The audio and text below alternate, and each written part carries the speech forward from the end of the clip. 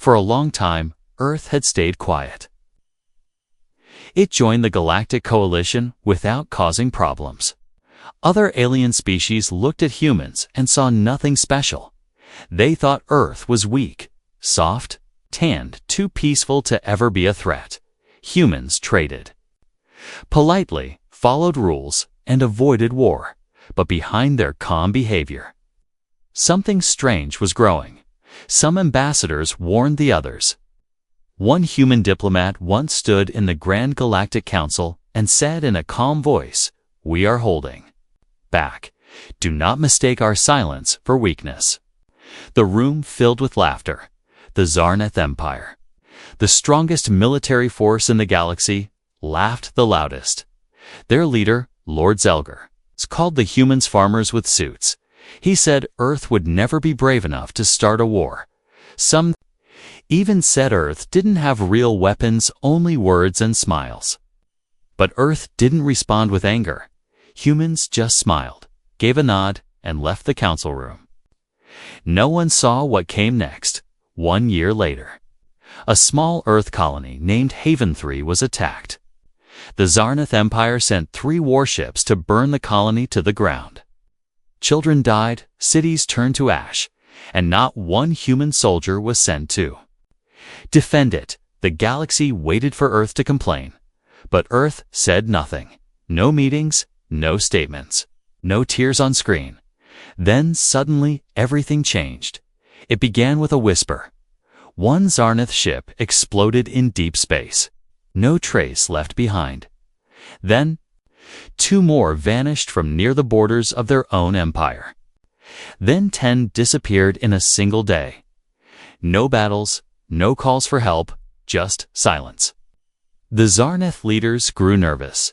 They accused Earth of using illegal tech, but Earth still said nothing. Instead, a message appeared across every major galactic channel. A cold voice human, but not familiar, spoke. You were warned. This is not revenge. This is discipline. That's when fear began, because Earth, the quiet planet, had just revealed its fangs. It wasn't a wild, messy attack. It was clean, sharp, and silent. Alien spies rushed to study Earth's military, but found almost nothing. All their systems were protected by firewalls made of quantum code. Earth's ships were not listed in any public database. Some of them were invisible to radar, to sensors, even to light, one by one. The Zarneth outposts vanished. Their leaders screamed for help from the rest of the coalition, but nobody wanted to fight for them because deep down they all remembered that warning. We are holding back. Now Earth was not holding back. The galaxy had never seen human anger before, not like this. Not wild rage, but calm, organized, and impossible to stop.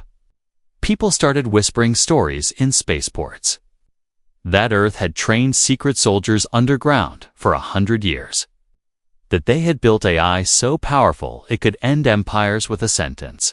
That Earth had weapons hidden inside moons, ready to fire at anyone. No one knew what was true, but everyone felt the fear. The Zarneth made one final mistake. They tried to threaten Earth's home planet. They sent a small fleet near the solar system just to scare humans. The ships never made it past Neptune.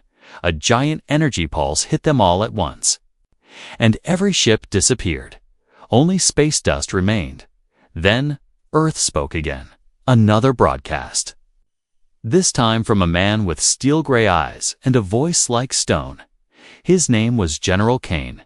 He said, "You took Haven 3 from us. Now we take everything from you." The Zarneth Empire collapsed within 13 days. That's when the galaxy finally understood. Earth had been watching, learning, and waiting. They had joined the coalition not to follow it, but to study it. And when the time came, they struck like lightning. Other empires trembled.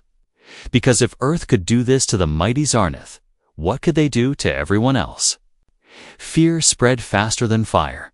Earth had warned them years ago, in simple words, but no one listened. Now the war had begun, and it had no mercy. And the galaxy was finally learning the truth. Humanity had never been peaceful. They were just patient, and now the silence was over. It began in the dark. There was no warning. No message, no sound, just silence, then vanishing. Zarnath fleets started disappearing in the night. Entire squadrons gone without a trace. No wreckage, no distress signals, not even a spark left behind. The galaxy froze in confusion. Then horror. Who could do this? Who had this kind of power? One name whispered through every control room, every war hall, every channel Earth. But how? How could Earth, the planet of diplomats and traitors, strike so hard and so fast? The truth was simple. Earth had never shown its true teeth. While the galaxy played politics and petty wars, humans had been preparing for something greater, and now their patience was gone. What followed wasn't chaos, it was precision. Every Zarnath command base across 5 star systems was taken out within 48 hours. Not bombed, not destroyed with messy fire. They were erased, as if someone had written their names in sand and then blew it away. No human ships were seen. No fleets appeared on scanners, but satellites caught flashes of something. Shadowy movements, black as space, shaped like nothing known. The attacks were surgical, one heartbeat at a time. And the worst part was humans didn't say a word. They didn't brag, didn't scream, didn't call for surrender. They just kept going. One Zarnath's general panicked and tried to flee his escape. Cruiser exploded before it left orbit. Another tried to broadcast a message begging for peace. His own screen turned black, and a calm voice replied, "Too late." Panic spread through the Zarnath like infection. Citizens rioted, soldiers ran. Leaders cried for help, but no help came. The galaxy had turned its back on them, because deep down, everyone knew the Zarnath had poked something they didn't understand. The coalition met in secret, afraid to admit it out loud. But one phrase kept repeating in their minds: "We are holding back." They remembered those words now. It wasn't just a warning, it was a prophecy, and now it was being fulfilled. What Earth had done in a week took other empires centuries to even dream of. Meanwhile, a new name rose among the humans: General Kane. He wasn't a politician, not a smiling speaker. He was a ghost in a uniform, eyes cold, voice like thunder. Some said he was born in a desert fortress where only machines train children. Others whispered he was part AI himself. No one could confirm anything. Except this: where Kane walked, death followed. He didn't command from behind a desk. He was on the front lines, walking through enemy ruins. His orders were few but final. Strike silently. Leave no trace. Show no mercy. Kane never raised his voice. He didn't need to. His soldiers obeyed like machines because they trusted him completely. He had lost everything in the Haven 3 attack, and now he made sure the Zarnath would lose more under Kane's leadership. Earth's fleets appeared and vanished like ghosts. 1 hour they weren't there. The next, they were in orbit, targeting every enemy core. Even the Zarnath's sacred command vault, hidden beneath the ice moons of Arzel, wasn't safe. It exploded in a silent burst of light, and the ice turned to vapor. The galaxy gasped, because now it was real. Earth wasn't fighting a war. It was delivering a message. This was what happened when a kind species was pushed too far. The strangest part was, humans didn't seem to enjoy the destruction. They weren't laughing, cheering, or filming their victories. They moved like shadows, did their work, then disappeared. No waste, no arrogance, no celebration.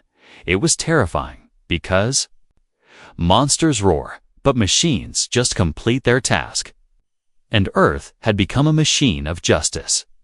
When reporters from neutral planets tried to reach Kane, he sent only 3 words: "This is discipline." Soon, other empires began to tremble, even those not involved with the Zarnath War. What if Earth turned its eyes toward them next? Some tried sending peace offerings. Others offered to trade secrets, maps, weapons, even resources. But Earth didn't answer, because Cain hadn't finished his mission yet. And no voice could distract him. He wanted the Zarneth, completely broken not just their ships, but their pride. He wanted the galaxy to remember this forever. Not just what Earth did, but why it did it. Earth was quiet no longer. The chains had been broken, the mask removed, and now the galaxy would see that humans were not weak. They were simply waiting for the right time, and that time had come. In a dark chamber beneath Earth's surface, he stood alone, surrounded by glowing screens and whispering data. General Cain watched the war unfold without blinking. He didn't sit on a throne, didn't smile or shout orders. He simply stared, cold as stone as his enemies fell. No medals on his chest, no golden armor, just a black uniform and the haunted look of a man who had lost everything. Before the war, Cain was a name few knew. He had served quietly in the asteroid belts, chasing pirates who preyed on supply ships. But after Haven 3 burned, something inside him changed. He didn't scream, didn't cry, he just disappeared for 6 months. When he returned, he brought plans for weapons the galaxy had never imagined. And he brought a new kind of silence, the kind that made even Earth's generals obey without question. He didn't ask for power, he earned it. They say the first time Cain walked into the unified command room, all the screens froze for a second. Not because of a glitch, but because Earth's AI recognized him as something more. From that day on, Cain didn't lead a fleet, he led the storm, and the galaxy was about to drown in it. Zarneth planets fell like glass towers in the wind, one after another. Cain's silent weapons blinked into their skies and turned their cities to shadows. Not with fire, not with screams, but with clean, cold disappearance. Whole armies vanished. Before they fired a single shot, Zarneth soldiers began to desert. Their commanders begged for forgiveness through broken channels, but Cain didn't answer. He had a rule: never speak to those who laughed at the warning they mocked. The one that said, "We are holding back." Now, Earth wasn't holding back. It was pushing forward with the full weight of centuries. Other races tried to understand how Earth had built such terrifying force. They studied satellite trails, searched ancient files, begged old spies for answers, but the truth was buried deep for hundreds of years. Earth had kept its brightest minds hidden, secret programs, black sites beneath oceans, silent labs on dead moons, places where no law reached. They had built AIs so advanced they could rewrite enemy defenses in a blink. They created weapons that bent gravity, light, even time itself. They trained soldiers not just in strength, but in silence, and Cain had mastered it all. But he didn't want fame, he didn't want revenge. He wanted respect. Not for himself, but for humanity. The galaxy had laughed for too long. Now Cain wanted them to listen. He sent his soldiers not only to destroy, but to leave symbols on every ruined Zarneth world. They left the same message, not carved, not painted, but encoded into the sky, floating above the wreckage. Glowing in alien light, Earth remembers it. Wasn't a threat, it was a promise. Cain's strategy wasn't about numbers, it was about fear, silence, and speed. He used fewer ships than the Zarneth, but each one moved like a shadow and hit like thunder. He never attacked the same way twice. One day, a base would be erased by a single drone. The next day, a city would freeze in place as time itself slowed. The galaxy started whispering stories. Again, that Cain had unlocked a forbidden weapon. That he wasn't fully human anymore. That he had made a deal with some old Earth god buried beneath the ice caps. The truth. No one knew, but whatever he was, Cain didn't stop. When he reached the Zarneth royal capital, the city was already evacuating. They knew they couldn't win, so they ran. But Cain didn't chase them. He landed alone in the middle of their sacred plaza. The Zarnath Crown Guards fired every weapon they had, and none of it touched him.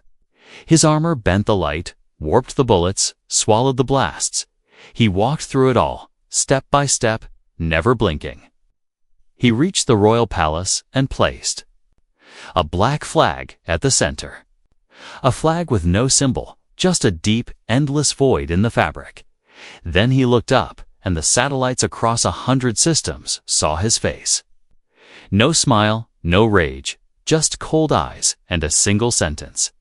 "This is not your galaxy anymore." And then he vanished. No ship, no sound. He simply disappeared like the breath of death itself.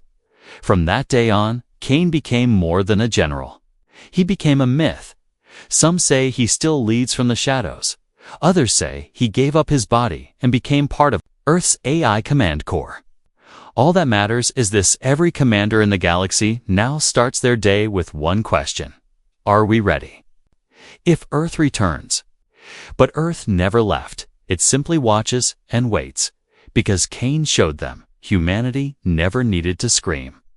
They only needed to whisper, and the whole galaxy would listen. It began with a key, buried deep under Earth's oldest mountain, behind steel thicker than any tank. A door opened. No president turned the key. Number Council approved the move. It was General Kane, alone, standing before a panel no outsider ever saw, with one fingerprint and a voice command.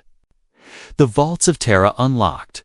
What came out wasn't fire, wasn't fury, it was something far colder: knowledge. Secrets that Earth had hidden not for decades, but for generations. This was not new technology. It was old, so old that even Earth's leaders feared it. Inside the vaults were blueprints, devices, machines left by the forgotten ancestors of humanity. Not the ones in history books, but the ones who had built machines when the rest of the galaxy was still crawling.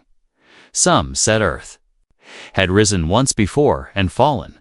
Now it was rising again, wiser, meaner, and more prepared. As the Zarnath Empire lay in ruins, the rest of the galaxy turned its eyes toward Earth's skies, and what they saw made them shiver. Giant stations, silent and black, began powering up in orbit. Each one pulsed with energy that bent nearby light. They had names like Oblivion Core, Singularity Spire, the Judge. Nobody knew what they did. Not even Earth's allies had access. That was the message. This wasn't a negotiation. This was a declaration of who now controlled the balance of power. Far below, the Sol defense grid blinked awake. A ring of deadly satellites stretched from Pluto to Mercury, each one armed with weapons forbidden by galactic law: black hole mines, nanorazors, solar flares in a bottle. The solar system became a fortress. No ship entered without permission, and those who tried, they never returned. Meanwhile, Earth's cyber divisions moved like ghosts. Not just in ships, but through wires. Data, signals, mines, bank systems collapsed. War funds vanished. Codes scrambled across enemy satellites. It wasn't just a war of metal and fire anymore. It was a war of minds. Kane knew if you control the data, you control everything. And now, Earth controlled it all. At first, other races tried to adapt. They hired hackers, called in AI specialists, begged for help, but Kane had already anticipated them. Each time someone cracked a code, the system rewrote itself in less than a second. Each time a virus entered, it was swallowed and used to build stronger defenses. They weren't fighting Earth anymore. They were fighting a digital beast that never slept and always learned. And it was hungry on the battlefield. Things became worse. The next generation of Earth soldiers was released, Unit 9. They weren't just trained, they were built. Flesh and machine blended perfectly. No fear, no hunger, no sleep. Only the mission. One Unit 9 soldier could do the work of 1,000. They landed on war-torn planets without backup, and the fighting Stopped in hours, not because they destroyed everything, because enemies laid down their arms the moment they saw the glowing blue eyes in the dark. Whispers spread fast. They called them whisper ghosts, Cain's children, or simply the end. And Cain, watching it all from the shadows, never once smiled. This wasn't a victory parade. It was a warning for the next empire, thinking of testing Earth, even. The oldest races, the ones who used to call themselves gods, grew quiet. They opened talks with Earth, offered gifts, trade deals, even ancient knowledge. But Earth said the same thing each time. Trust must be earned. There was no more pretending. Earth had shown its face. Not the kind face of explorers and scientists, but the true face, the hidden one beneath centuries of peace. The face of a planet that remembered everything and forgave nothing. Zarnath's name was erased from the council, its language forgotten, its systems renamed. And in the center of their former capital, Cain ordered a single monument built. It was not a statue, not a tower, just a mirror. One that stood silently. And reflected whoever looked at it. At the bottom, a line was engraved in every galactic language. This is what happens when you ignore the quiet one, now across 1,000 systems. Earth's flag flew not as a symbol of conquest, but of consequence. A dark flag with a silent mark in the center, neither threat nor peace, but power. The kind of power that speaks only once, never needs to repeat itself. And somewhere in the shadows, General Cain watched the stars, still not resting, still not done. Because the galaxy had pushed too far, and now Earth was just getting started. The meeting was held in silence, not because no one had anything to say, but because no one dared to speak first, in a hidden part of the galaxy, deep inside a broken moon-turned war bunker. Leaders from 50 alien civilizations gathered in fear, not pride, not unities, just fear. They called themselves the Last Accord. The name sounded brave, but it was built on panic. They had all seen what Earth did to the Zarnath. They had watched their ships vanish, their cities collapse, their leaders beg. And now these new leaders wanted to avoid the same fate, but they were too late, because Earth was already listening.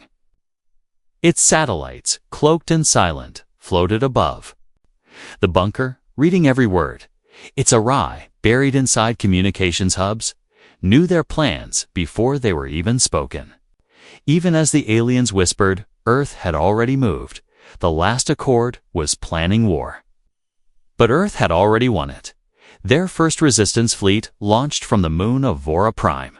It never made it past the atmosphere before their engines ignited. Earth's skyweb activated. A lattice of invisible threads, quantum-linked energy traps lies through metal-like air. The ships fell apart before they even left the ground. On another planet, 5 Accord commanders sat in a war room, drawing maps, planning attacks. Their table cracked in half when a pulse wave from orbit passed through it. No building damaged, no lives lost, just the table, the maps, and their courage.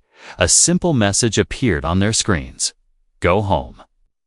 Some did, others didn't, and those who didn't were never heard from again. The ones who surrendered told stories of strange human weapons, ones that didn't kill but erased. Wiped memories, turned missiles into dust, froze armies in time, and above it all, that same name whispered everywhere: Cain. They said he didn't sleep, didn't eat, didn't even bleed. Some believed he was now just a voice inside Earth's war systems. Others claimed he walked between dimensions, choosing who lived and who vanished. The truth was simpler and scarier. Cain was alive, fully human, and more focused than ever. He didn't celebrate the Zarnath's fall. He saw it as only the first step. Because Earth didn't want the galaxy to fear it, it wanted the galaxy to understand something deeper. There are rules, even in space, and when you mock the one who plays quietly, you invite the storm. Cain's next orders were strange. He didn't tell Earth's armies to conquer. He told them to protect. But only certain species, races that had once Shown kindness to Earth's small, ignored, almost forgotten peoples were suddenly under human protection. Tiny villages on frozen moons woke up to find human supplies dropped silently at their doors. Old mining colonies, once abused by larger empires, now had human troops guarding them like sacred sites. One elder from a moss-covered planet wept on a live transmission. "I gave a human child a blanket 500 years ago," she said. "Now, his descendants watch over us with fire in their eyes." That's how Earth chose its allies, not by size or power, but by memory, and Earth remembered everything. But for those who had mocked, hurt, or enslaved humans in the past, they received a different kind of attention. Earth didn't invade, it simply turned off the lights. One by one, power grids failed, food systems glitched, ships refused to launch. It was as if their planets had suddenly forgotten how to live, and at the center of it all, Cain watched. He wasn't destroying civilizations. He was teaching them a lesson they would never forget. This was no longer about revenge. It was about reshaping the galaxy, turning mockery into respect, arrogance into silence, fear into discipline. One general, one planet, one memory at a time. Across space, the phrase started appearing on walls, ships, data streams, even graffiti carved into steel. Earth warned us, 3 words, but enough. To make any commander stop and think. And somewhere, far from any camera, Cain stood alone once again. No medals, no banners, just him and the stars. He whispered one sentence into the cold dark. "Let them try again." Then he turned and vanished into the shadows, because the real war wasn't over. It had only just begun. Asterisk, he didn't smile when they bowed, not when they offered gold. Not when they offered maps to lost weapons or their own daughters for alliance. General Cain stood in silence as one empire after another tried to buy Earth's forgiveness. But Earth wasn't for sale anymore, not after Haven 3, not after centuries of silence broken by fire. They had all laughed then. Now they lined up like students before a strict teacher. But Cain remembered who helped Earth during the hard times. And he remembered who turned their backs. He studied every offer, every handshake, every carefully chosen word from alien rulers, who had once called humans harmless. Then he marked 2 types of planets on his map, who had shown kindness and those who hadn't. He didn't say a word to the council, didn't ask for permission, because the time for asking was over. The galaxy had become a chessboard, and Cain wasn't playing anymore. He was flipping the board. Human fleets split into 2 groups, one wrapped around the planets marked as friendly. The other moved like wolves through enemy territory, but they didn't fire missiles, didn't drop bombs. They gave something stranger. A warning signal, one pulse, like a heartbeat, sent through every data tower. Every city heard it. Every ship felt it, a deep hum, vibrating through the bones, through the ground, through the sky. It didn't hurt, but it left you cold. Then everything stopped working, ships couldn't take off, weapons refused to lock. Screens blinked black with only one phrase, glowing in soft blue. Trust must be earned. Panic spread faster than any virus. Leaders screamed, pointing fingers, asking how humans had done it, but Earth said nothing, because Earth no longer needed to explain itself. Those who had offered kindness in the past were rewarded in silence. A peaceful alien moon called Neural 5 woke to find Earth engineers building clean water towers for them. A desert world once home to forgotten nomads now had Earth's shield generators humming gently above it. When asked why, Cain only replied, "They remembered we were human." Meanwhile, on the other side of the galaxy, the proud empires that had once insulted Earth found their history rewritten. Maps now named their systems as former territories. Trade lines rerouted around them like a disease. No soldier marched in, no flag was planted. But they felt its weight of being ignored, of being small, of being powerless. One royal prince tried to threaten Earth in public. His speech was cut short, not by a bullet, but by silence. The sound feed vanished mid-sentence. And when it returned, the prince was gone.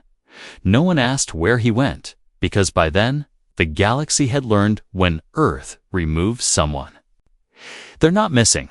They're forgotten. Cain used this power carefully. Not as a weapon, but as a lesson. He didn't want submission. He wanted remembrance, not of fear, but of fairness.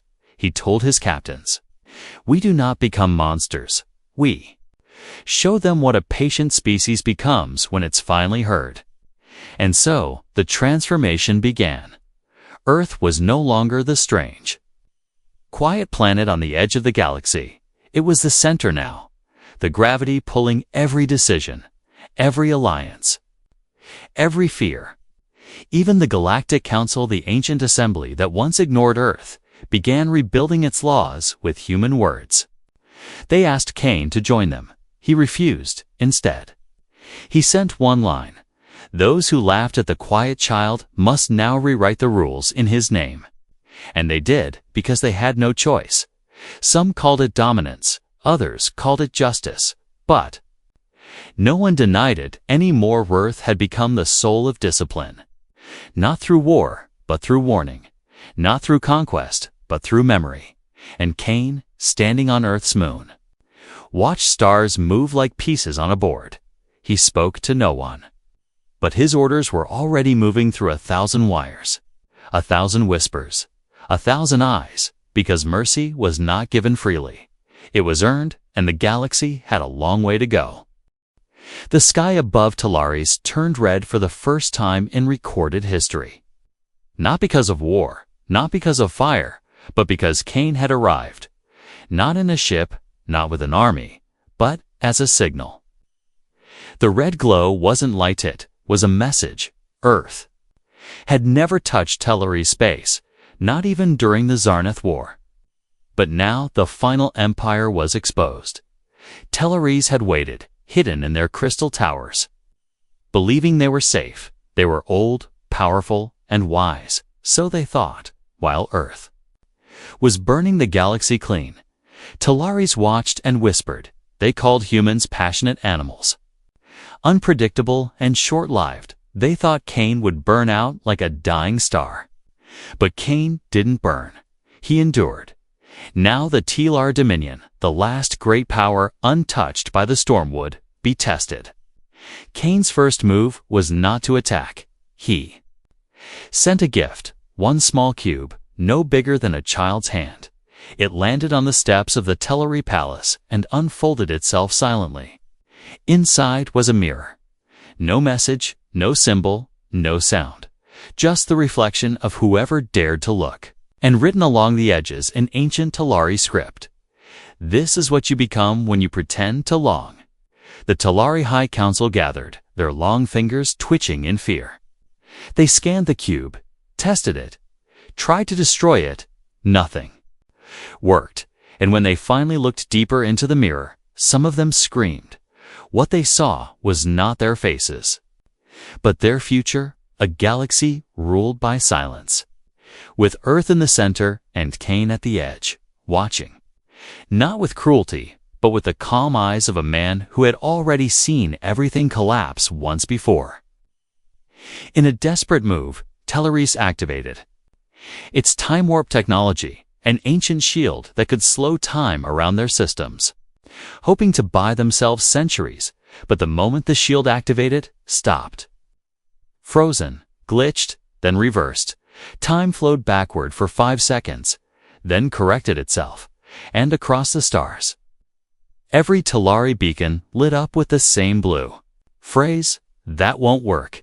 Cain had already prepared for it. He didn't send armies. He didn't fire a single weapon. He just broke their future.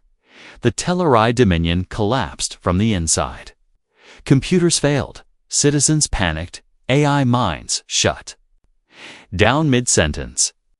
Entire fleets lost contact and spun helplessly in orbit. And through it all, Kane's voice came only once. Calm, slow, almost sad. "You were wise," he said, "but not kind.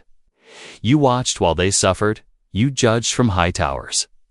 While children burned, we remember who helped and who hid." Then the voice faded, but the silence stayed. The Talari surrendered not with a treaty, but with tears. They opened every gate, every record, every vault, and they asked only one thing: teach us how to be better. Kane didn't answer, not directly. He simply allowed them to rebuild under watch, under limits, under memory, because Kane no longer needed to destroy. The message was already written into the stars, that Earth's war wasn't about power, it was about proof. Proof that silence could grow into strength, that patience could become a blade. And that memory was the sharpest weapon of all. On Talaris, the red sky faded. In its place came a new light, soft, blue, steady. A signal that Earth was no longer angry, but it was never going to forget. Kane stood once again on Earth's moon, looking down at a small photo he carried in his gloved hand. A picture of Haven 3 before the fire, of laughter, of children, of peace. He didn't cry, he simply placed the photo in a glass case beside him and whispered. They finally listened. Then he turned his back to the stars. Because the storm had passed, but the lesson had just begun. Asterisk, they called it the afterlight. Strange calm that spread across the galaxy like the hush after a storm. No more invasions, no more screams through fractured signals. No more arrogant laughter in the council chambers, just silence. Broken only by the soft hum of repaired satellites and the wind across rebuilt cities. The galaxy had changed, but Earth hadn't vanished. It was still there, at the center now.